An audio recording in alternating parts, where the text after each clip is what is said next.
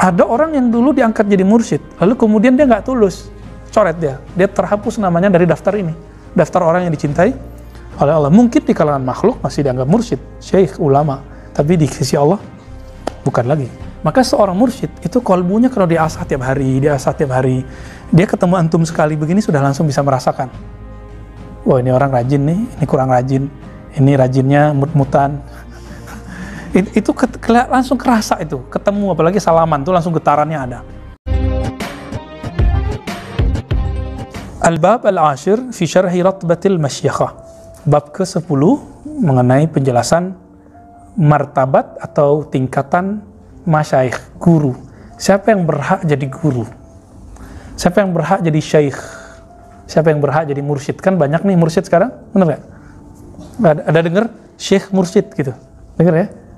Atau ada yang diangkat muridnya, dinobatkan muridnya jadi mursyid. Atau ada yang nggak ngaku mursyid tapi ngangkat murid. Kalau saya ngangkat murid, berarti saya mursyid toh, walaupun saya nggak ngaku, ya kan? Saya nggak dapat izin mengangkat murid oleh guru. Lalu saya ngangkat murid, durhaka nggak?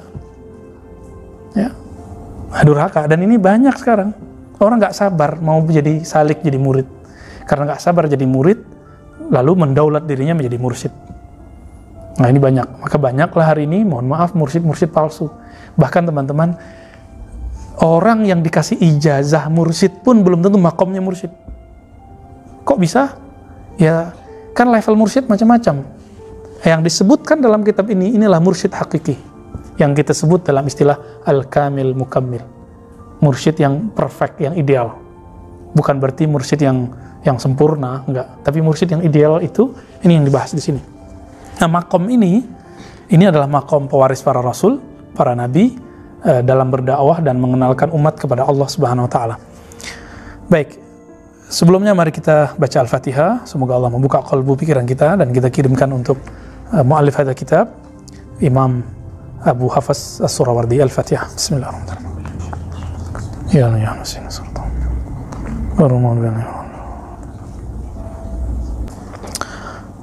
Qala al-Imam Abu Hafs As-Surawardi bisanadina al-muttasil ilaihi, dengan sanad kita yang bersambung kepadanya, beliau berkata, warada fil khabar an Rasulillah sallallahu alaihi wasallam. Terdapat sebuah riwayat dari Rasulullah SAW.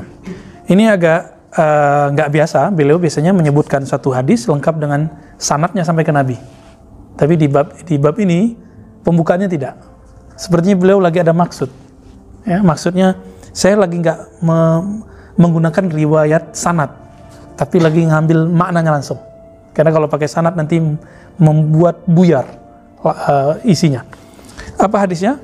Walladzi nafsu Muhammadin biyadih, demi zat Nabi Muhammad yang dalam kekuasaannya, genggamannya, la in syi'tum la uqsimanna lakum, ya, jika kamu mau, aku akan bersumpah terhadap kalian. Nabi lagi mau sumpah nih. Apa sumpah Nabi? Inna ahabba ibadillahi ta'ala, sesungguhnya hamba Allah yang paling Allah cintai. Kalau paling dicintai wali itu bukan? Wali itu bukan? Wali. Alladzina yuhabbibuna Allah ila ibadihi wa yuhabbibuna ibadallah ila Allah. Yang meminta Allah agar mencintai hambanya, agar memaafkan hambanya, agar mengampuni murid-muridnya, umat semua. Nah ini hari ini udah doain orang lain belum? Itu maksudnya. Udah doain belum? Berarti antum belum dapat tuh jatuh cintanya Allah. Ya. Hari ini sudah kirim Fatihah belum untuk umat? Untuk sahabat. Gitu. Jadi kalau mau tahu cari waliullah itu paling cemas dengan nasib umat. Dia nggak hanya cemas dengan nasibnya sendiri, dia mencemaskan nasib umat, terutama murid-muridnya, sahabat-sahabatnya, teman-temannya, keluarganya, orang di kampungnya, di negaranya, apalagi yang seiman dengannya. Umum manusia aja dia khawatirkan, apalagi umat yang beriman. Ya. Nah ini baru satu. Yang kedua, yuhabbibuna ibadallah ilallah, yang mengenalkan Allah dan mengajarkan bagaimana mencintai Allah kepada makhluk-makhluk, kepada hamba-hambanya. Itu yang lafaz pertama tadi. Dan yang ketiga, wayamshuna alal ardi bin nasiha, mereka jalan di muka bumi dengan nasihat. Apa arti nasihat dalam bahasa Arab? Tulus. Tulus itu beragam. Kepada Allah dengan tauhid yang benar, kemudian kepada kitab Allah, mengikuti kitab Allah, terhadap Nabi dengan taat kepada Nabi, kepada para pemimpin dengan cara mentaati mereka dalam hal yang tidak maksiat, dan umat Islam dengan cara membimbing mereka. Nah, itu an-nasihah. Jadi nasihat itu hanya boleh disebut nasihat jika ada tulus. Jadi antum kalau belum tulus ngajar orang, belum menasihati namanya. Ini saya nih mau mengkritik suatu kelompok, tapi ingin menjatuhkan dia, berarti saya belum tulus. Gitu. Saya misalnya nih ingin mengkritik Salafi, niatnya mau jatuhin Salafi, maka saya belum memberi nasihat kepadanya, karena belum tulus. Kata Imam Sya'rani, jika engkau belum berniat agar rahmat Allah sampai kepada lawanmu, maka berhentilah berdebat. Jangan nggak usah dakwah deh gitu. Berarti dia belum kenal Allah, dia belum cinta Allah. Nah, gimana dia mau melakukan itu? Baik. Apa kata beliau? Ini hadis setelah kita teliti tahrij riwayat Imam Ibnu Abid Dunya. Pernah dengar? Ya, kalau ahli hadis ini anak Darussunnah pada ngerti nih. Ya. Ibnu Abid Dunya. Imam Dunya ini punya kitab, kalau Imam Bukhari Muslim punya kitab Jami'. Jami' ini kumpulan-kumpulan besar, banyak tema di dalamnya. Kalau Ibnu Abid Dunya mempunyai kitab-kitab ajza, tematik, satu tema. Aulia, zuhud, al-maut, ziaratul kubur misalnya. Nah, itu Imam Ibnu Abid Dunya. Dan perlu diketahui, Imam Al-Ghazali rahmatullah alaih menulis Ihya Ulumuddin. Kalau ada hadis yang tidak bisa kita temui di hadis yang lain, kebanyakan ada di Ajza Ibnu Abi Dunya, dan itu sudah dicek. Maka penelitian terakhir dari beberapa syekh dan beberapa ahli hadis, peneliti hadis, ternyata hampir semua hadis dalam Ihya Ulumuddin itu ada sumbernya, kecuali cuma 20-an sampai 50-an. Semuanya ada sumbernya. Masalah kualitasnya nanti. Jadi beliau baca kitab hadis, bayangkan. Orang kan ngejek Imam Ghazali nih, bahkan mengatakan ada kemarin penceramah dari Indonesia di YouTube mengatakan bakar aja tuh kitabnya gitu ya, boleh dibakar gitu. Sebenarnya dia menukil kalam orang, kemudian dia kalamkan sendiri, dan itu tidak boleh ya. Nauzubillah min dzalik. Bahkan pendahulunya Ibnul Jauzi mengkritik Ibnu Al-Ghazali, tapi juga memujinya, bahkan mengikhtisar kitabnya Mukhtasar Minhajul Qasidin, yang sekarang dipakai oleh teman-teman Salafi untuk kitab Tazkiyatun Nufusnya, yang setelah diikhtisar oleh Ibnu Qudamah. Jadi coba lihat, Ghazali, Ihya Ulumuddin, diikhtisar oleh Ibnul Jauzi. Apa nama kitabnya? Mukhtasar Minhajul Qasidin. Minhajul Qasidin. Minhajul Qasidin diikhtisar oleh Ibnu Qudamah. Kitab ikhtisar inilah yang sudah diterjemahkan di mana-mana dan dipakai dalam majelis Tazkiyatun Nufus sahabat-sahabat kita Salafi. Ya, saya bersyukur juga sih. Ya nggak apa-apa tuh. Ya, semoga ini jalan supaya kolbu kita, kolbu mereka lembut, gitu. Tapi sudah banyak yang dikurangi dalam kitab itu. Nah, ini yang perlu kita ketahui.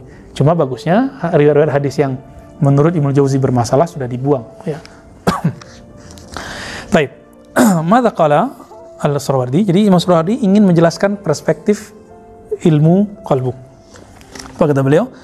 Wa hadza alladhi dzakarahu Rasulullah SAW huwa ratbatul masyakhah wad da'wati ila Allah Ta'ala. Yang Nabi katakan tentang orang yang paling dicintai oleh Allah adalah orang yang meminta Allah supaya mencintai hambanya dan mengajak hamba agar mencintai Allah, lalu berjalan ke bumi dengan penuh ketulusan nasihat. 3 karakter ini adalah karakter yang dipunyai oleh orang yang menaiki makom masyakhah, syekh mursyid, wa da'wah ilallah, da'i kepada Allah SWT. Di Indonesia banyak, ya, banyak, sangat banyak orang-orang yang dapat makom ini. Namun ada yang mastur, tertutup, ada yang masyhur. Nah, kebanyakan mereka mastur. Orang-orang yang mendoakan kita di saat kita lupa mereka, bahkan kita nggak mendoakan mereka, nah itu mereka mendoakan kita. Nah, ini yang saya katakan tadi. Karakternya apa tadi? 3. Coba antum punya nggak? Minta kepada Allah supaya Allah mengampunkan, merahmati makhluk. Yang kedua, ngajak makhluk untuk kenal kepada Allah, cinta kepada Allah. Yang ketiga, tulus. Tuh, 3 tuh. Jebol 1, coret. Ya, coret. Maka ada orang yang dulu diangkat jadi mursyid, lalu kemudian dia nggak tulus, coret dia terhapus namanya dari daftar ini, daftar orang yang dicintai oleh Allah. Mungkin di kalangan makhluk masih dianggap mursyid, syekh, ulama, tapi di sisi Allah bukan lagi. Nah, itulah rahasia kenapa ulama kita sering kirim Fatihah. Jadi kirim Fatihah itu bukanlah bid'ah. Kirim Fatihah itu bagian dari mencintai makhluk atau meminta Allah agar memaafkan makhluk. Lianna syekh yuhabbibullah ila ibadihi haqiqatan. Kenapa? Karena syekh itu yuhabbibullah ila ibadihi haqiqatan, meminta kepada Allah agar mengampuni, menyayangi makhluknya. Itu hakiki, nggak main-main, nggak buat-buat, ya. Diam di rumahnya, di khalwatnya, di kamarnya, dalam sunyinya, itu dia mendoakan makhluk, mendoakan murid-muridnya, sahabat-sahabatnya, bahkan umat manusia semua. Coba lihat doa Nabi Khidir yang dinukil oleh para imam sampai ke Imam Syafi'i, dinukil oleh Imam Suyuti. Apa itu? Allah marham umat Muhammad. Ya Allah rahmati umat Muhammad. Apalagi? Allahumma aslih umat Muhammad. Ya Allah, perbaiki kerusakan umat Muhammad. Apalagi? Allah majbur umat Muhammad. Ya Allah, bantu umat Muhammad atau unsur umat Muhammad. Mau dia apapun alirannya, mau dia salafi, mau dia asy'ari, mau dia pejabat, mau dia bukan pejabat, ya politisi, nggak politisi, mau dia kiai, murid, yang penting dia umat Muhammad. Nah gitu. Berarti orang ini nyimpen kebencian dari kolbunya. Nah, maka dikatakan oleh para imam kita, siapa yang baca doa ini pagi sore, maka dia diangkat jadi wali abdal. Itu wali tinggi loh. Itu wali paling tinggi untuk di bawah kutub. Di bawah kutub paling tinggi itu abdal. Kenapa? Di hatinya nggak ada kebencian. Nah teman-teman, di hati kita ada kebencian nggak ke orang? Benci ke lawan aliran, benci ke orang-orang yang beda di organisasi, di tempat bekerja, tetangga. Itu bukan wali. Nyimpan benci nggak wali? Wali itu kalau benci, kalau disuruh benci oleh Allah. Kalau Allah nggak suruh benci, dia nggak mau benci. Gitu. Itu sebabnya wali-wali Allah mewarisi sifat Nabi SAW. Nabi Muhammad ketika dilempar, balas ngelempar nggak? Ketika dia ejek, balas ngejek nggak? Nah inilah yang Al-Habib Al-Hakiki. Siapa yang disebut Habib Hakiki? Yang kalau dia dihujat, dia nggak balas menghujat. Waratbatul masyakhah min ala rutabi min ala ratbi, ya, atau rutabi fi tariqis sufiyah. Tingkatan masyayakhah itu, syekh mursyid adalah tingkatan tertinggi dalam strata tarekat sufi. Nah, jadi teman-teman, kalau kita belajar fikih, ada yang paling tinggi namanya mujtahid. Masih ingat? Di bawah mujtahid ada tingkat-tingkatnya. Mujtahid mutlak, mujtahid apa lagi? Muqayyad, mujtahid apa lagi? Mujtahid mazhab, mufti, gitu ya. Terus baru muqallid di bawah. Itu istilah muqallid itu kalau di dalam tarekat sufi disebut murid. Mujtahid itu di kalangan sufi disebut dengan kutub. Makanya coba 4 imam mazhab yang bertahan itu imamnya siapa? Nah, kenapa? Karena kutub itu memang dikenalnya 4 kutub utama. Nanti ada kutub-kutub yang lain. Tapi kalau kutub dunia memang 2, utara dan selatan. Jadi setiap ilmu ada fannya. Dalam ilmu hadis ada yang disebut al-hafiz. Al-Hafiz adalah gelar tertinggi dalam hadis. Di zaman Nabi ada nggak gelar ini? Nggak ada. Bid'ah nggak? Enggak. Ini ilmu yang sah, mustaqil. Jadi istilah syekh mursyid, arif billah di kalangan sufi, mujtahid di kalangan ahli fikih, usul fikih, hafiz atau imam muhaddis dari kalangan ahli hadis, itu semua istilah baru, tidak ada di zaman Nabi, lalu diadakan sekarang. Diadakan di zaman setelah Nabi. Bid'ah? Enggak. Kenapa orang kemudian sentimen dengan sufi? Karena nggak mengerti analog-analog ini, gitu. Nggak bisa memajangnya secara al-kul bil kul, ya, secara tepat. Akhirnya yang terjadi, dulu di zaman Rasulullah nggak ada tasawuf. Ya berarti di zaman Rasulullah nggak ada fikih juga dong. Di zaman Rasulullah nggak ada ilmu hadis juga dong. Kan gitu jadinya. Nah, enggak, kita nggak ngomong gitu. Di zaman Nabi ada nggak hadis sahih dan hadis dhaif? Nggak ada. Terus ketika dalam tarekat sufi juga sama. Ada ma'rifat yang sahih, ada ma'rifat yang batil. Ada sama. Rawi yang dhaif, ada rawi yang sahih. Di kalangan sufi ada syekh yang kamil, ada syekh yang ghairu kamil. Artinya sama. Syekh yang bagus, syekh yang tidak bagus.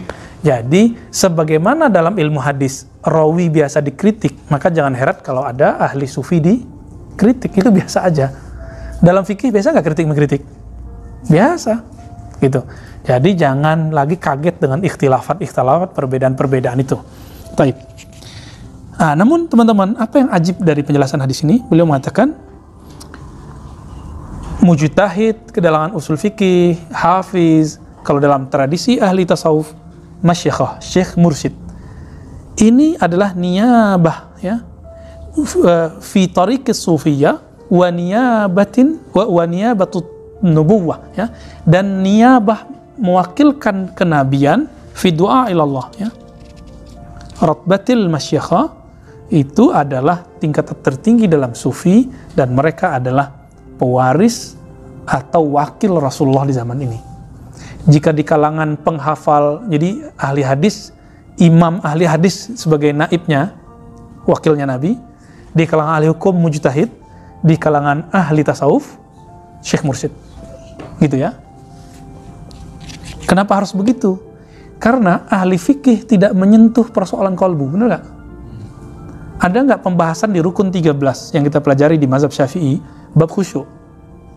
Bab bagaimana cara menikmati bacaan, ada nggak? Nggak ada. Ya. Adakah dalam ilmu akidah, ilmu kalam, cara mentalkinkan zikir? Nggak ada.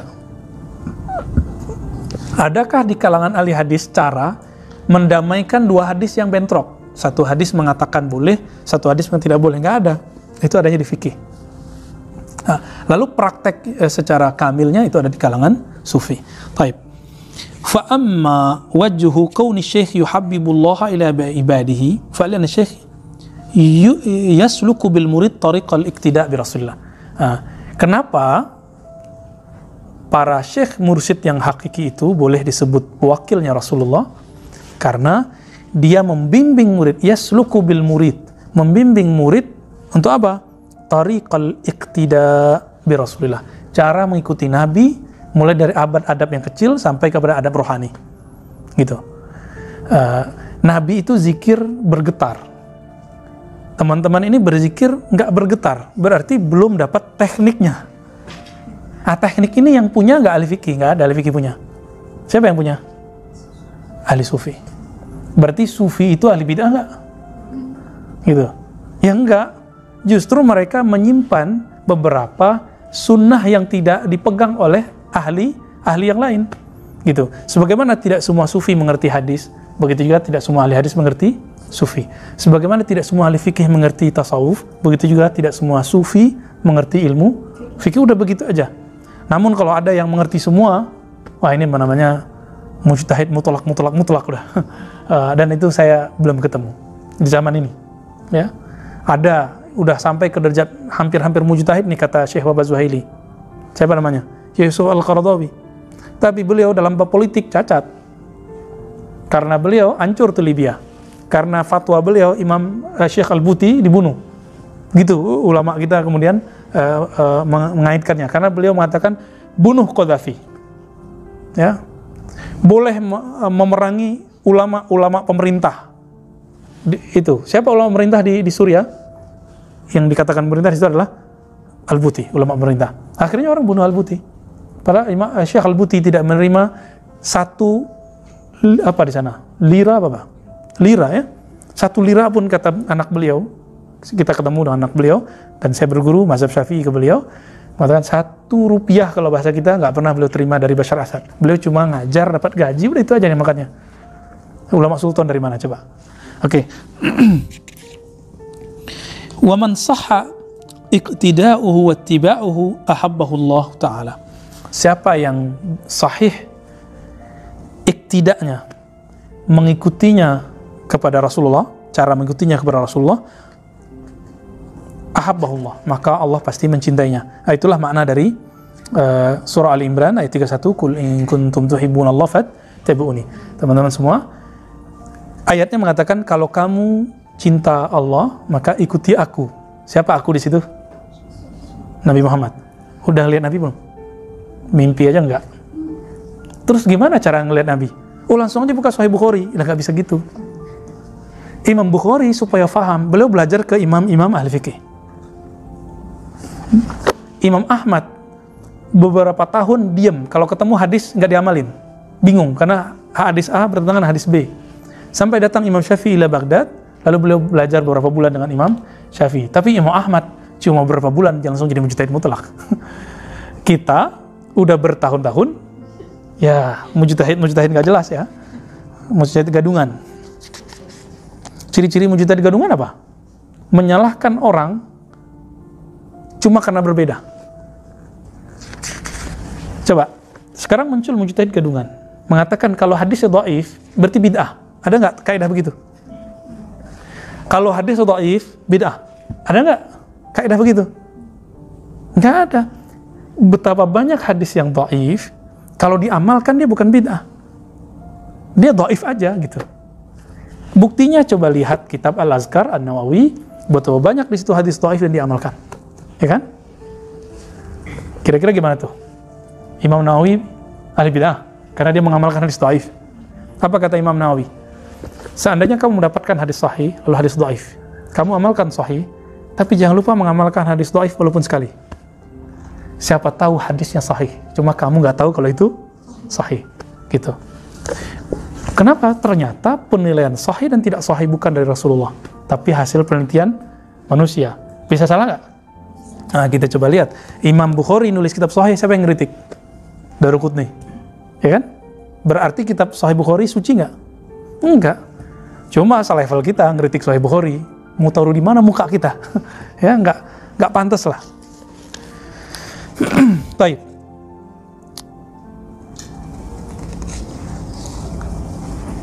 Apa kata beliau? Wa wajhu kaunihi yuhabbibu ibadallah ta'ala ilaih. Nah, kriteria atau ciri-ciri kenapa seorang mursyid itu dicintai oleh Allah, seorang kiai, seorang habib, seorang ustadz dicintai oleh Allah. Ini coba dilihat. Annahu yasluku bil murid tariqat tazkiyah. Dia membimbing murid untuk melakukan tazkiyah. Apa arti tazkiyah? Penyucian jiwa. Jadi tazkiyatun nufus hanya salah satu bab dalam tasawuf. Jadi kalau ada teman-teman kita, sahabat-sahabat kita salafi mengatakan tidak ada tasawuf yang ada tazkiyatun nufus, maka hanya sepersekian bab dari tasawuf. Kira-kira begitu. Ya. Jadi mereka bertasawuf nggak sebenarnya? Iya, cuma malu aja bilang tasawuf. Karena udah keburu membid'ahkan sufi, menganggap sufi zindiq.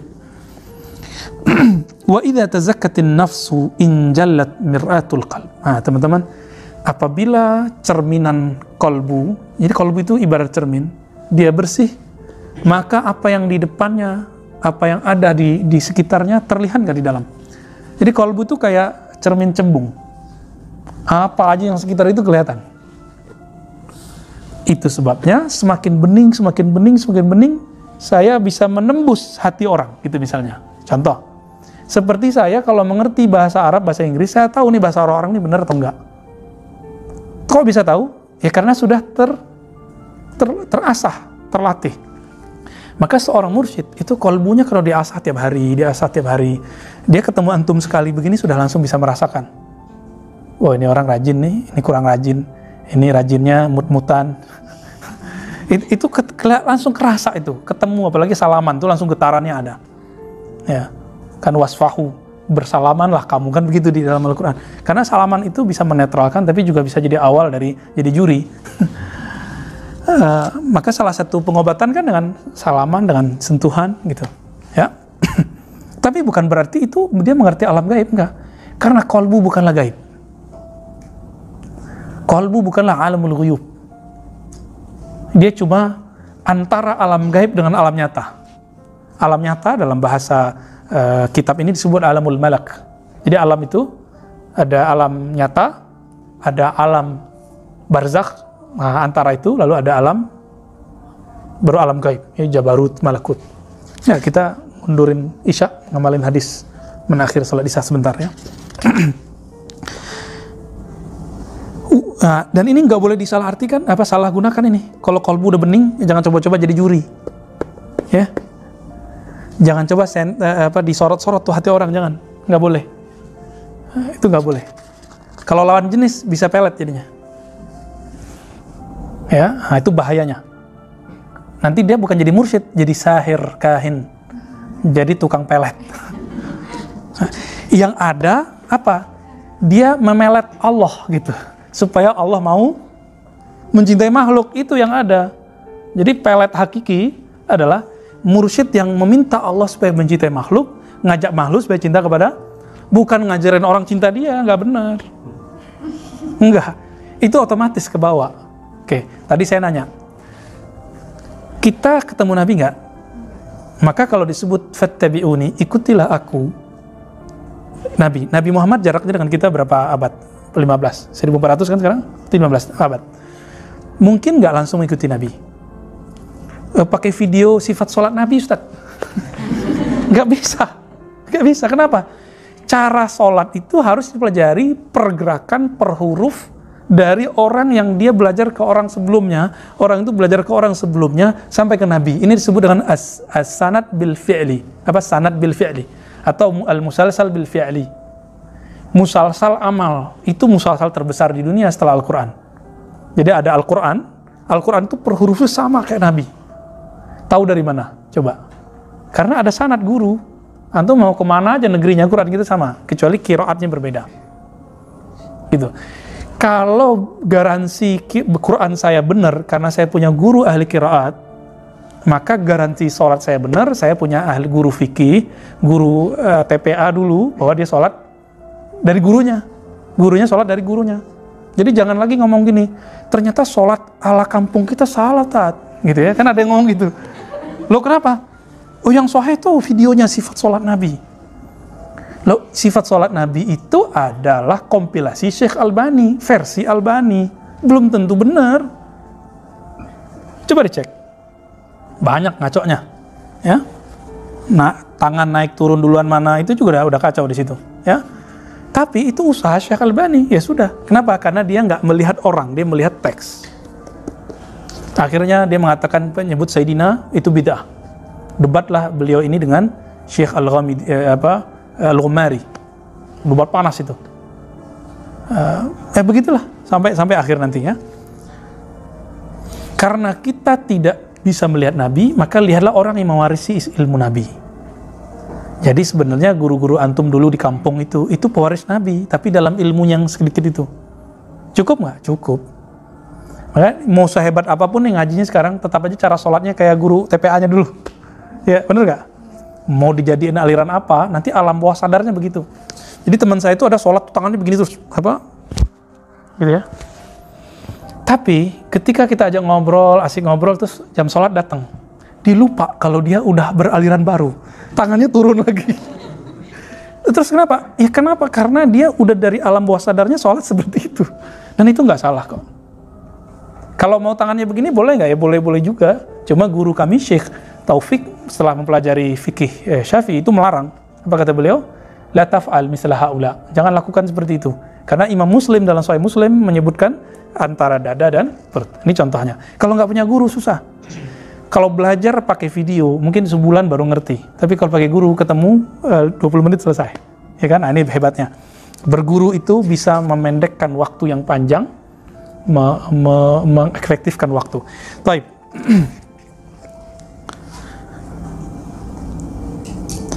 Wa naqasat fihi anwarul azamatil ilahiyyah.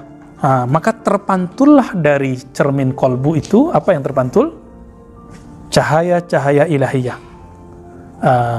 Maksudnya gini, semakin sering orang itu menyebut nama kekasihnya, nanti kalau alam bawah sadarnya itu nulis nama dia plus nama gitu. Tapi dia itu sering nyebut nama Nabi, maka yang sering dia coret-coret Muhammad. Yang sering dia omongkan Muhammad.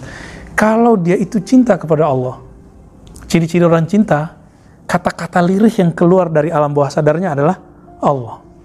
Al-mar'u ma'aman ahabba. Inilah yang dikatakan dalam hadis Sahih Bukhari, seseorang itu akan selalu bersama dengan siapa yang dicintai. Kalau benar nih kolbunya kita itu cinta Allah, pasti yang diomongkan Allah. Sakit Allah, senang Allah. Gitu. Udah gitu belum? Ngaji itu lebih banyak mengingatkan kepada Allah daripada nyalahkan hamba-hamba Allah. Gitu. Itu lebih banyak, dominan ya. Walaha fihi jamalut tauhid, maka akan terpancar padanya keindahan tauhid. Tauhid itu indah loh ya. Tauhid itu mencintai Allah tanpa menyekutukannya, dan itu indah. Ini teman-teman, kalau pernah mengalami dulu di masa muda-muda kali ya, terus sekarang jatuh cinta kepada dua orang sekaligus, itu ribet. Taib. Wan jazabat ahdaqul basirati ila mutala'ati anwar jalalil qidami wa ru'yatil kalamil azali. Maka ketariklah itu ya, hadak itu mata ya. Mata ini disebut hadak. Kalau dalam hati, ini bahasa analog, maka pandangan mata basirah akan menembus, akan ketariknya ila mutala'ati anwari jalalil qidam, akan lebih tertarik memandang keagungan Allah yang maha qadim, wa ru'yatil kamalil azali, lalu melihat Allah yang maha sempurna dan azali. Jujur, kalau kita senang seseorang, pengen ketemu nggak sama orangnya? Ya, senang kan bertahap. Senang karena apa? Senang berteman. Kalau senang berteman, sehari aja nggak ngobrol sama dia nggak seru. Senang cinta, beda lagi kan? Kalau nggak ditanyain ngapain hari ini deh, mas, miss, mus, kayaknya nggak seru gitu. Itu sama. Maka Nabi SAW itu kirim salam kepadamu. Mirip nggak kayak orang bilang, kirim salam dong Mas Yanu? Mirip nggak? Nah ini yang mahal nih. Karena Aisyah, muridnya seorang Nabi punya hak untuk bisa berdialog dengan Allah. Maka dalam dialog itu, Allah menyebut Aisyah, kirim salamku buat kekasihku, Aisyah. Gimana tuh? Bisa, ya. Nah ini yang disebut mursyid hakiki. Orangnya kutub kalau bisa itu. Ada nggak hari ini? Ada. Tapi nggak banyak. Maka nggak akan lebih dari 313 sesuai jumlah dengan Al-Mahdi, tentara Al-Mahdi atau Ahlu Badar ya. Jumlahnya 313 itu. Dan mereka bisa dialog dengan Allah. Dialog dengan apa? Dengan kolbunya, dengan ruhnya. Apakah wahyu? Bukan. Itu bukan wahyu syariat. Itu kayak ilham aja. Gitu. Apa kata Nabi? Seandainya di antar umatku ada orang yang bisa berdialog dengan Allah, muhaddas gelarnya, lakana Umar. Maka dia adalah Umar. Hadis Sahih Bukhari kan? Berarti di Sahih Bukhari diakui bahwa ada sahabat-sahabat, ada umat Nabi yang bukan Nabi, tapi bisa berdialog dengan Allah Subhanahu Wa Taala. Dan rahasianya ada di surah Al-Fatihah. Ya, kalau antum bisa menguasai surah Al-Fatihah, di situ ada dialog dengan Allah Subhanahu Wa Taala. Taib. Fa'ahabbal abda rabbahu. Ya, ini dua maf'ul nih ya. Maka dia mengajak hamba mencintai Allah dan meminta Allah mencintai hamba. La mahala, wa dzalika mirasut tazkiyah. Inilah warisan dari tazkiyah. Teman-teman, dalam surah Al-Jumu'ah ayat 2 itu ada ayat huwallazi ba'atsa fil ummiyina rasulan. Lalu ada karakter rasul itu. Apa karakternya? Yatlu alaihim ayatihi wa yuzakkihim wa yu'allimuhumul kitab wal hikmah. Karakternya yatlu alaihim ayatihi, membacakan, menyampaikan kan ayat-ayatnya kepada mereka, lalu melakukan tazkiyah. Jadi mursyid itu tugasnya adalah menyampaikan ke murid ayat-ayat Allah yang tertulis ataupun yang nggak tertulis. Ada ayat Allah yang nggak tertulis? Banyak. Justru ayat Allah yang banyak itu yang nggak tertulis. Ya, benar nggak? Coba baca surat Ar-Rum, ya, mulai dari berapa tuh? 20 ya, 20 sampai ke berapa itu? Wa min ayati. Ternyata ayat Allah di situ bukan Al-Quran. Ayat Al-Quran menceritakan ayat Allah yang mengalir dalam diri kita. Ternyata di situ pasangan tuh ayat Allah. Jadi antum yang belum punya pasangan, ayat Allahnya kurang. Semoga segera, amin. Semangat aja bilang amin. Taib. Yang kedua, karakternya adalah tazkiyah, membersihkan murid gitu. Maka teman-teman, ketika kita pakai talqin astagfirullah di lantai 2, beda nggak antum baca astagfirullah sendiri? Kenapa? Oh, ini yang lain belum ya? Yang akhwat belum? Yang banat belum? Sebagiannya juga belum. Ketika kita baca istighfar dengan teknik yang musalsal, yang kita ikutin versi guru kita dan gurunya dari gurunya, bukan dari baca buku, itu ruh langsung berbicara ke ruh, kolbu langsung kontak dengan kolbu. Langsung tuh ada pengakuan dan nikmat. Coba sholawat pakai ruh, dan nikmatnya bukan main. Mana Buya Zulfikar ya? Itu kenikmatannya ketika dia bersolawat. Selama ini kita bersolawat, tapi ketika sholat itu dihubungkan dengan ruh, itu terasa nikmat. Ya, semoga nanti ada waktu khusus untuk akhwat ya, insyaallah. Kalau yang bapak-bapak ini udah sering ini. Taib. Qad aflaha man zakkaha. Surat Asy-Syams ayat 9. Sungguh beruntung, sukses orang yang zakkaha. Apa arti zakkaha? Membersihkan. Apa yang dibersihkan? Nafs. Yang dibersihkan nafs. Jadi, Nabi itu membersihkan nafsiyah sahabat. Nah, teman-teman semua, maka ada dua karakter mursyid. Ada mursyid yang membersihkan murid baru di karakter nafsiyah, itu udah sukses. Ada yang sudah sampai membersihkan kolbu sampai ke ruh. Tergantung makom-makomnya nanti bagaimana. Nah, jadi mursyid kebanyakan yang antum tahu itu adalah mursyid nafsiyah. Tapi kebanyakan juga nggak berhasil. Nafsiyah sendiri juga nggak beres. Ya. Wa falahuha bizzafari bima'rifatillah, itu dicetakan, itu salah cetak tuh kayaknya. Qalahuha, benar enggak? Ini yang benar falahuha. Kesuksesan, keberuntungan manusia, hamba Allah, jiwanya adalah dengan bima'rifatillahi tabaraka wa ta'ala, dengan mengenal Allah. Ini ilustrasi biar gampang. Orang yang suka naik gunung, ketika dia berhasil ke puncak gunung, bahagia nggak? Disebut falah. Orang kalau kuliah, selesai 4 tahun, S1, S2, 2, atau berapa tahun nih? Nggak tahu nih. S3, berapa tahun S3 sekarang? Kalau saya masih telat lah, 4 tahun. Karena main-main dulu, kerja-kerja dulu. Yang penting selesai. Selesai itu disebut dengan falah. Saya senang seseorang, lalu saya nikah dengan orang itu falah. Saya pengen satu barang, satu kendaraan, saya membeli kendaraan itu falah. Oke? Jadi falah itu mendapatkan apa yang menjadi tujuannya, apa yang jadi visinya. Itu semua fisik dan intelektual. Sekarang pertanyaannya, kalau kolbu kita falahnya pakai apa? Falahnya dengan zikrullah. Ala bizikrillah tatmainnul qulub. Kalimatnya sudah pakai ala. Itu Allah serius. Lalu didahulukan objek dan dipakai jar majrur. Dalam balaghah itu berarti serius. Hanya dengan menyebut nama Allah hati seseorang bahagia. Berarti kolbu itu kalau kurang nyebut nama Allah dia nggak akan sukses. Maka mursyid kolbunya harus sukses dulu nyebut nama Allah. Sebagaimana mursyid akal di kampus, dia harus berhasil dapat gelar doktor, MA. Ya kan? Lanjut, mursyid ruh. Inilah Nabi. Nabi itu bukan hanya mursyid akal, bukan hanya mursyid kolbu, tapi juga mursyid ruh. Ini perbedaan mursyid hakiki dengan yang tidak hakiki. Ya. Wa aidan mir'atul qalbi idzan jalat lahat fiha ad-dunya biqabiha wa haqiqatiha wa mahiyatiha. Qalbu itu kalau sudah terang, sudah bersih, maka terkikislah darinya kotoran dunia.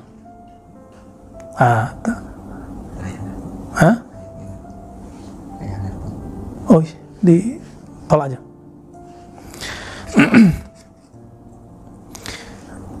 Jadi salah satu hijabnya kita kepada Allah adalah, coba habis takbir ingatnya apa? Allahu Akbar. Hijabnya apa nih? Kalau pekerjaan, nanti pekerjaannya masuk. Kalau ilmu, nanti itu kepalanya panas tuh, apalagi udah masuk ribat kan, ngajinya ngehantam-hantam terus. Pas udah takbir, wah kayaknya ini bidah nih gitu. Ini kayaknya harus ditanyain nih. Nah, muncul itu, dan itu normal. Berarti mungkin kerjaannya sudah nggak jadi halangan di kolbunya, tapi yang jadi halangan sekarang pikirannya. Itu bisa jadi begitu, ya. Udah lepas nih dari akal, masuk ke kolbu. Kolbu itu masalahnya apa lagi? Banyak zikir atau kurang zikir? Nah, itu jadi persoalan juga tuh. Nanti ya, ada rasa-rasanya.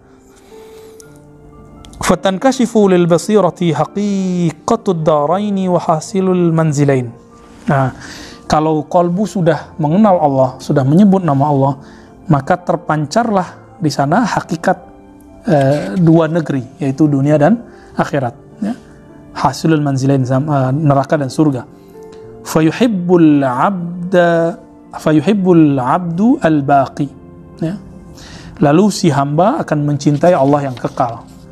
wa yazhadu fil fani, dan zuhud menanggalkan cinta dunia. Teman-teman, tidak cinta dunia bukan berarti nggak punya dunia. Tidak cinta dunia itu hanya bisa ada pada orang yang nggak punya dunia. Kalau dia udah nggak punya dunia, ya mesti nggak cinta dunia.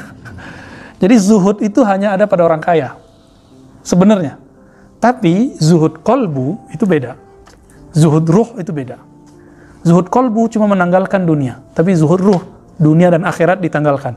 Yang dia mau cuma pemilik dunia dan akhirat. Nah, itu jadi ada tingkatan zuhud di atas zuhud. Ya, zuhud fi zuhdi. Baik. Fatazharu faidatu tazkiyah, maka nyatalah di situ keutamaan dari tazkiyah dan masyakhah wa tarbiyah, ya.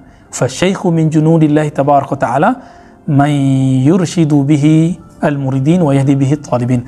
Maka syekh itu adalah tentara Allah. Maka guru menjadi tentara Allah yang dengannya murid mendapatkan bimbingan, ya. Taib. Lalu di sini ada hadis. Hadisnya panjang, kita langsung saja. Wa bi sanadinal muttasil lan Nabi sallallahu alaihi wasallam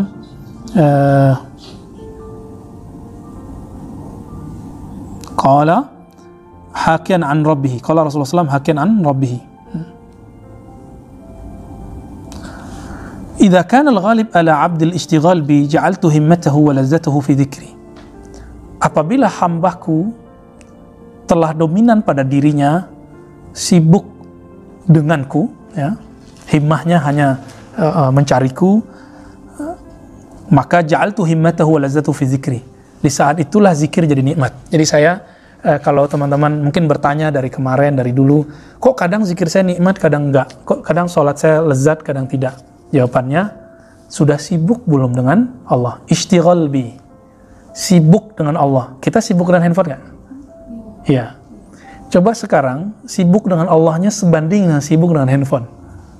Kalau sudah begitu, saya jamin handphonenya hilang nanti saat zikir.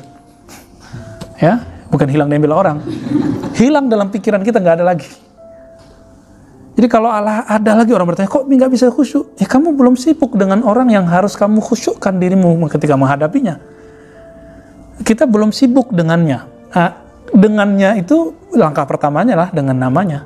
Siapa namanya yang paling agung? Allah. Nah, inilah yang disebut dalam surat Iqra, Taghabun,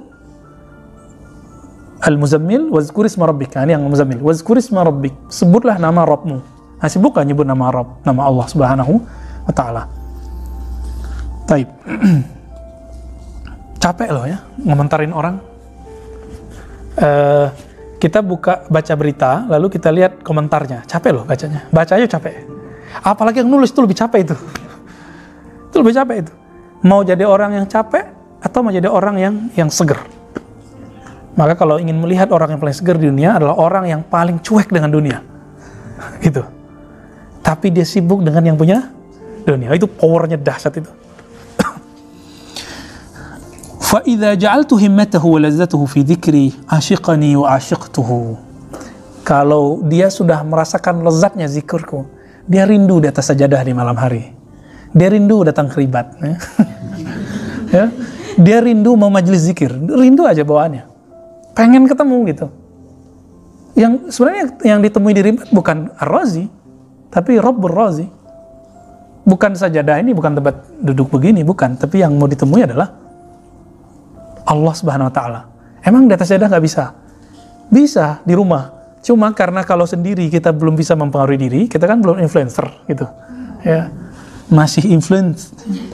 Kena flu terus. Ya.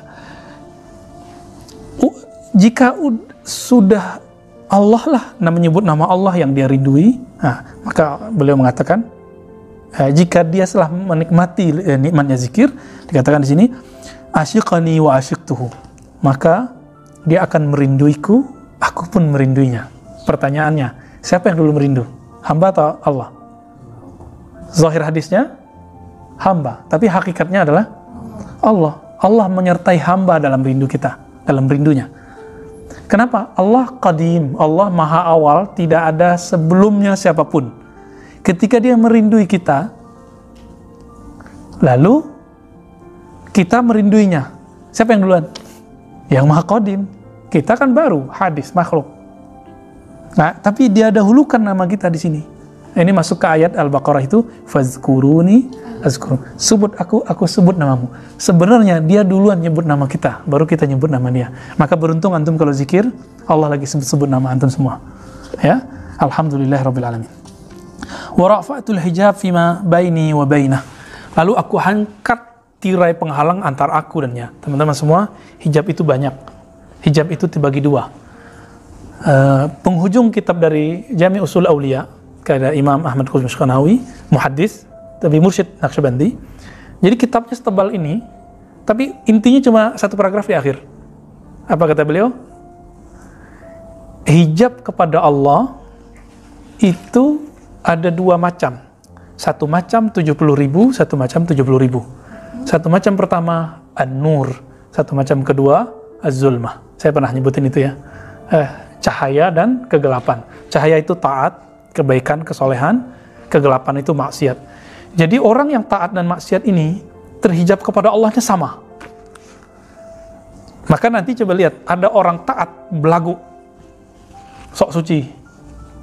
Ada orang maksiat dikit-dikit nangis.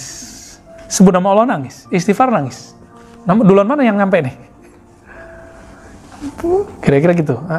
Saya udah sering bahas ini, mungkin udah lebih 5 kali. Ketika Allah mengatakan fawailul lil musallin, celaka bagi orang salat. Salat taat nggak? Dia taat secara zahirnya, tapi kalbunya terhijab karena merasa taat. Orang yang maksiat ada dua juga. Ada yang maksiat tidak tahu cara keluar dari maksiat, tidak tahu cara kembali kepada Allah, tidak tahu cara tobat. Ada yang tahu cara tobat. Ini yang dikatakan oleh Imam Athaillah, kalau yang maksiat itu orang alim, maka nggak masalah karena dia tahu cara tobat. Tapi kalau yang maksiat itu orang jahil, dia akan mikir ya sudahlah, hancur-hancur sekalian gitu. Ya udah nikmatin aja deh gitu. Ah, ini kacaunya di situ ya. Nggak tahu cara pulang. Nah, hijab kita yang mana? Setiap hari kita kena hijab itu. Dan hijab maksiat itu sebenarnya ketika orang taat, di dalam taat itu ada maksiat. Ketika dia merasa dirinya taat, itu dia bermaksiat kalbunya. Mungkin dia nggak maksiat secara zahir. Berilmu, ilmu itu hijab nur. Orang mengira ilmu mulia semua, belum tentu. Ketika dia berilmu, dia merasa lebih pintar dari orang lain. Satu orang, jadi saya ngerasa lebih pintar dari antum satu orang aja nih. Udah, saya langsung kemudian terhina di hadapan Allah. Itu sebabnya kenapa kita kalau ngaji kita istighfar dulu, baca Fatihah dulu, supaya itu bisa dikondisikan kalbunya, nggak merasa pintar. Jadi pintar itu hijab nur, tapi di dalamnya, jadi itu kayak berlapis, luarnya gelap, dalamnya cahaya, luarnya cahaya, dalamnya gelap, luarnya taat, dalamnya maksiat, luarnya maksiat, dalamnya taat, begitulah terus. Nah kita yang mana nih? Bijak-bijak aja berhijab ya. Baik. La yashu idza sahan nasa. Apa karakternya kalau sudah berkurang hijabnya? Tadi hijabnya 70.000 loh. Seorang nabi saja itu terhijab. Apalagi kita. Nabi Musa karena masih terhijab, Allah tidak izinkan melihat, hatta cahayanya nggak diizinkan. Apa kata Allah? Lihat ke gunung itu, jika gunung itu tetap bertahan, maka engkau bisa melihatku. Lalu Allah memperlihatkan apa ke sana? Cahayanya, hancur nggak gunung? Nabi Musa pingsan. Jadi beliau nggak melihat cahaya, hanya pantulan cahaya di gunung, udah pingsan. Itulah hijabnya Nabi Musa. Nabi Muhammad hijabnya saat di Aras. Falamma qaba qausaini aw adna. Atau summa dana fatadalla. Jaraknya cuma dua busur. Tapi 2 busurnya Allah, bukan 2 busurnya kita. Itu hijab terdekat hamba Allah dengan Allah. Itulah hijab Nabi Muhammad sallallahu alaihi wasallam. Maka Nabi ketika bertemu Allah di Arsy itu ada jaraknya segitu doang. Nah, Nabi Musa, Nabi Ibrahim itu di bawahnya. Ntar Nabi yang lain di bawahnya. Kita nggak tahu di mana nih. Semoga kita nanti ngikutin Nabi Muhammad sallallahu alaihi wasallam. Amin ya. Banyak-banyak sholawat. Apa karakter kalau hijab sudah terbuka? Meskipun tidak semua. La yashu idza sahannas. Ketika orang lalai, dia nggak lalai. Gitu. Orang lagi asik cinta dunia, dia nggak asik cinta dunia. Dia lagi di dunia, tapi nggak asik dengan cinta dunia. Ulaika kalamuhum kalamul anbiya. Mereka kalamnya adalah titisan warisan para kalam para nabi sallallahu alaihi wasallam. Ulaika al-abtal haqqan, ulaika alladhina idza aradtu bi ahli al-ardi aqubatan aw 'adaban dzakartuhum fiha fasaraftuhu bihim anhum. Nah, ini dia nih. Mereka itu adalah boleh disebut poros-porosnya wali di muka bumi, yang mana apabila aku ingin memberikan suatu bala bencana di suatu negeri, disebut saja nama mereka, maka aku akan menjauhkan bala itu dari negeri itu. Nah, kembali ke kalimat di belakangnya sedikit. Ada ayat, qala Allah Ta'ala, ulaika alladhina hadallahu fabihudahum iqtadih. Fabihudahum iqtadih, ya. Ulaika alladhina hadallah. Mereka lah yang Allah beri hidayah. Fabihudahum iqtaduh, ya. Fabihudahu muqtadih, ya. Maka dengan hidayah mereka hendaklah kalian ngambil pedoman, ya, ngambil petunjuk. Apa kata beliau? Fal masyayikh lamahtadu ahallu lil iqtida' bihim. Para masyayikh itu ketika mereka menjalani jalan hidayah, barulah saat itu mereka berhak untuk diikuti. Jadi kenapa syekh itu jadi mursyid? Karena dia setelah menjalani jalan hidayah, ya. Waju'ilu, ya, a'immatal muttaqin, dan mereka menjadi para imam orang-orang bertakwa. Baik, nah, ada sedikit lagi yang mau kita bahas. Wasirru fi wusulis salik ila ratbatil masyayikha. Nah, meskipun antum nanti nggak bergelar syekh mursyid, tapi makomnya kalau bisa nyampe. Amin. Mau nggak? Makom kolbu para wali. Mau nggak? Walaupun kita nggak perlu ditulis syekh mursyid, gitu, nggak perlu kan? Nggak perlu antum itu dapat gelar doktor, profesor sebenarnya. Yang penting ilmunya dapat profesor. Bisa nggak? Semoga bisa. Apa kata beliau? Sir, rahasia seorang salik. Salik itu sebutan murid untuk dalam tradisi sufi. Supaya sampai ke makom kewalian ini, anna salik ma'murun bisiyasatin nafsi mubtala bisifatiha. Bahwasannya murid diperintahkan untuk bersiasat dengan dirinya. Lagi jam 3, jam 4 tuh dirinya pengen tidur atau apa? Tidur. Nah, siasat dengan diri gimana? Ya dilawan tidurnya. Ketika Senin, Kamis, makanya pengajian kita bukan hari Senin, bukan hari Kamis. Lemes pastinya. Itu orang banyak makan, siasat dengan diri apa? Puasa. Gitu. Di saat orang asik ngomongin politik yang negatif, dia ngomong politik yang positif. Kayak gitu, ya. Nah, itu siasatun nafs. Mubtala bisifatiha, karena si murid diuji dengan sifat-sifat nafsiyah. Nah, ibtila itu adalah hadiah dari Allah. Bukankah ujian skripsi bagi orang-orang kampus itu ditunggu-tunggu? Ya. Saya paling kecanduan dulu ujian skripsi, ujian disertasi, tes itu paling seneng. WIP gitu paling seneng. Walaupun teman-teman saya pada nggak seneng. Tapi teman-teman yang nggak seneng itu, walaupun nggak seneng, dia menginginkan nggak? Tuh. Walaupun kita nggak ingin diuji, tapi kita mesti diuji gitu. Kira-kira begitulah. Wala yazalu yasluku bisidqil muamalati hatta tatma'inna nafsuh. Jadi seorang murid itu senantiasa digembleng agar mempunyai sifat sidik dalam bermuamalah sehingga jiwanya mutmainnah, ya. Mutmainnah itu yang kita sebut jiwa konstan, stabil. Jadi dia tuh udah nggak akan begini-gini lagi. Bukan berarti dia nggak pernah maksiat, bukan berarti dia nggak akan pernah berbuat salah, bukan. Tapi di dalam dirinya itu ada kestabilan. Nah, ini yang mau kita cari. Wabi tuma'ninatiyat, tuma'ninah, ya. Ini kurang nunnya, ya.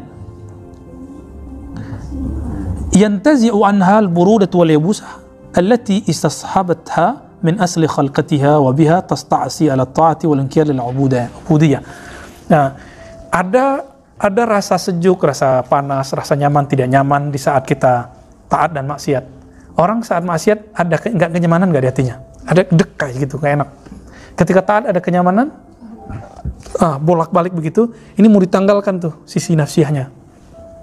Kalau sudah begitu, walaupun dia nanti taat, dia nggak akan GR.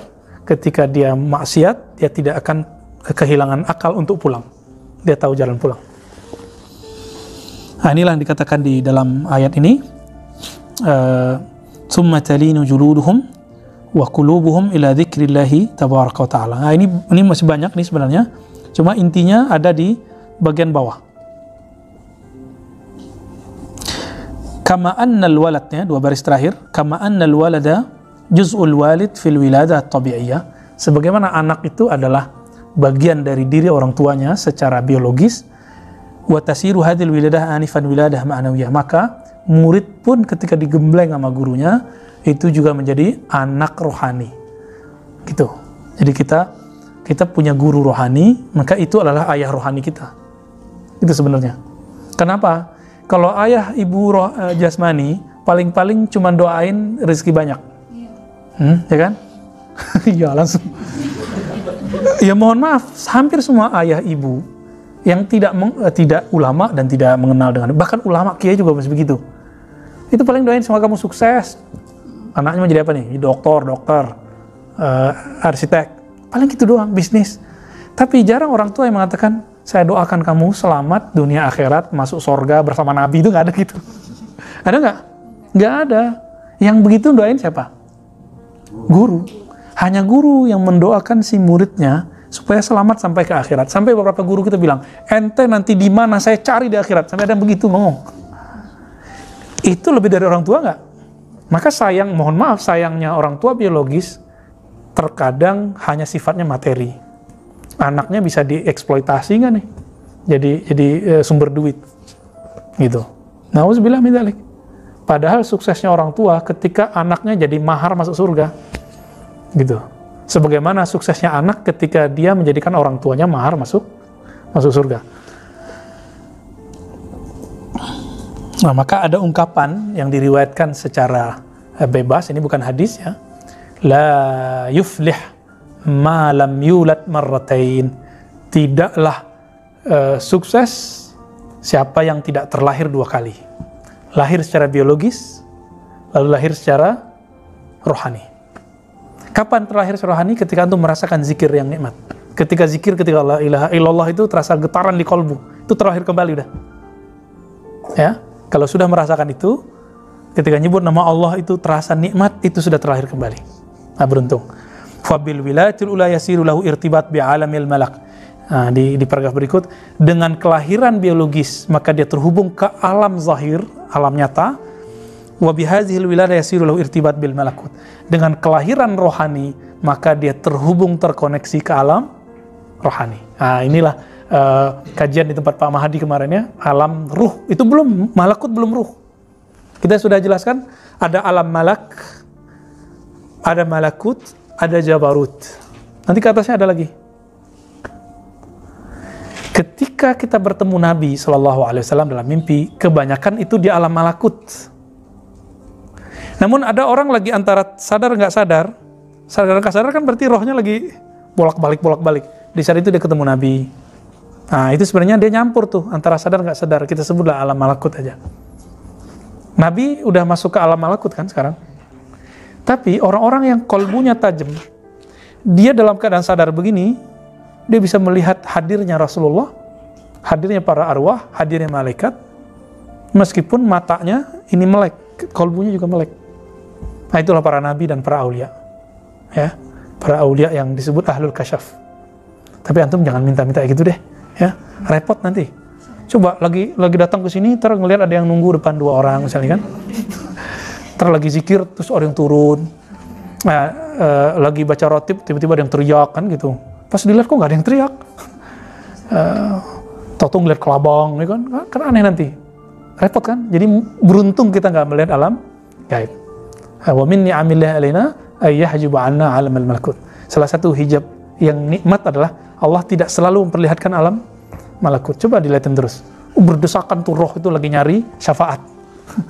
Jadi roh-roh yang belum ketemu dia jalan pulang. Jadi semua orang yang meninggal tuh belum masuk ke sana itu. Dia lagi nyari tempat yang bisa ngasih dia syafaat. Tapi dia nggak yang kita sebut roh gentayangan, bukan. Pocong jalan-jalan bukan. Dia lagi nyari. Sebagaimana di dunia itu orang mencari guru yang bisa mengenalkan dia ke Allah, benar nggak? Sama. Nanti kalau nggak ketemu di dunia, dia nyarinya di alam barzakh. Gak ketemu dalam barzakh, dia nyari nanti di padang mahsyar. Maka di padang mahsyar, hadis yang sahihnya, semua umat cari Nabi Adam. Nabi Adam bilang, enggak, saya nggak bisa. Kalian aja keluar dari surga karena saya. Kan gitu kan? Terus Nabi Adam ke siapa? Nuh ke Ibrahim. Ibrahim ke Musa. Musa ke Nabi Muhammad. Dalam riwayat yang kedua ditambahkan Nabi Isa. Namun as-sahih tidak ada Nabi Isa. Itu yang sahih sebenarnya. Walaupun lafaz yang kedua Isa itu sahih, tapi secara makna matan itu tidak tepat. Nah, setelah Nabi, baru kemudian semua Nabi dapat izin. Berarti SK syafaat para anbiya itu ada di tangan Nabi Muhammad SAW. Apa kata Nabi Musa? Ya Allah, jadikan aku umat Nabi Muhammad. Antum belum doa nggak? Dulu doa nggak? Nggak doa kan? Sekarang dijadikan umat Nabi Muhammad. Tuh Nabi Musa cemburu tuh. Taib. Kira-kira itulah kita gantung di sini. Para syekh hakiki itu yang menjadi guru kita, dialah yang melahirkan rohani kita sehingga menyentuh alam malakut, sehingga teman-teman insya Allah kalau rajin bisa menikmati nama Allah dalam kesendirian itu. Ya. Wassallallahu ala nabi Muhammad subhanakallahumma wa bihamdika asyhadu an la ilaha illa anta astaghfiruka wa atubu ilaik. Assalamualaikum warahmatullahi wabarakatuh.